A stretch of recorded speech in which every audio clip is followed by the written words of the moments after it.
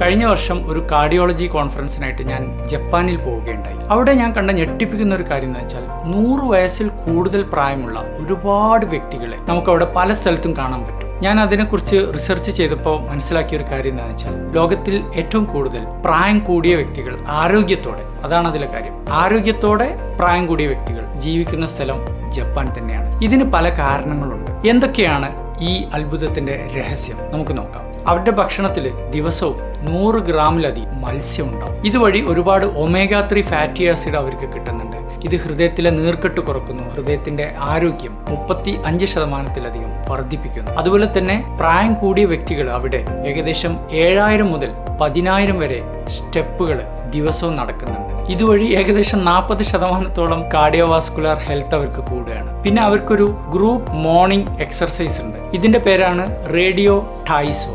ഇത് ഒരുപാട് cardio vascular fitness കൂട്ടുന്നുണ്ട്. അതുപോലെ തന്നെ ഇത് കാരണം ബ്ലഡ് പ്രഷർ കൺട്രോളിൽ നിർത്താൻ അവർക്ക് സാധിക്കുന്നുണ്ട്. അതുപോലെ തന്നെ ഇവർ എല്ലാ ദിവസവും ഏകദേശം 3-4 കപ്പ് ഗ്രീൻ ടീ സ്ഥിരമായിട്ട് അവർ ഉപയോഗിക്കും. ഗ്രീൻ ടീ നമുക്കറിയാം ഒരുപാട് ആന്റി ഓക്സിഡൻസ് ഉണ്ട്, ഹൃദയത്തിന് ഒരുപാട് പ്രൊട്ടക്ഷൻ കിട്ടുന്നുണ്ട്. പിന്നെ ഇവർ ഒരുപാട് സോഷ്യൽ കണക്ഷൻസിന് ഇമ്പോർട്ടൻസ് കൊടുക്കുന്നുണ്ട്. അത് കാരണം അവരുടെ മാനസികമായ ഉല്ലാസം, ഡിപ്രഷൻ ഇല്ലായ്ക, ഇതെല്ലാം അവരുടെ ആരോഗ്യത്തിനെയും ആയുസ്സിനെയും വർദ്ധിപ്പിക്കുകയാണ്. മറ്റൊരു ടെക്നിക്കാണ് ഹര ഹച്ചിബു എന്ന് വെച്ചാൽ അവർ ഭക്ഷണം കഴിക്കുമ്പോൾ 80% മാത്രമേ വയറിൽ ഫില്ലിങ് കൊടുക്കുള്ളൂ. വയറ് അത്രയും ഫില്ലായി കഴിഞ്ഞാൽ പിന്നെ അവരൊന്നും കഴിക്കില്ല. ഇത് വെയിറ്റ് മെയിൻറ്റെയിൻ ചെയ്യാനും അതുപോലെ തന്നെ ഹാർട്ടിന്റെ സ്ട്രെയിൻ കുറക്കാനും സഹായിക്കുന്നുണ്ട്. അതുപോലെ തന്നെ വയറിന്റെ ആരോഗ്യം നിലനിർത്താൻ വേണ്ടിയിട്ട് ഇവർ കൂടുതലായിട്ട് ഫെർമെന്റഡ് ഫുഡുകൾ ഉപയോഗിക്കുന്നുണ്ട്. പ്രത്യേകിച്ചും മിസോ, നാറ്റോ എന്നൊക്കെ പറയുന്ന അവരുടെ ചില പ്രത്യേക ഭക്ഷണങ്ങൾ. ഇത് വയറിലെ നീർക്കെട്ട് ഒരുപാട് കുറയ്ക്കും. പിന്നെ ഇവരെല്ലാം ചെയ്യുന്ന ഒരു പ്രധാന കാര്യം എന്താണെന്ന് വെച്ചാൽ ഈ പ്രായത്തിലും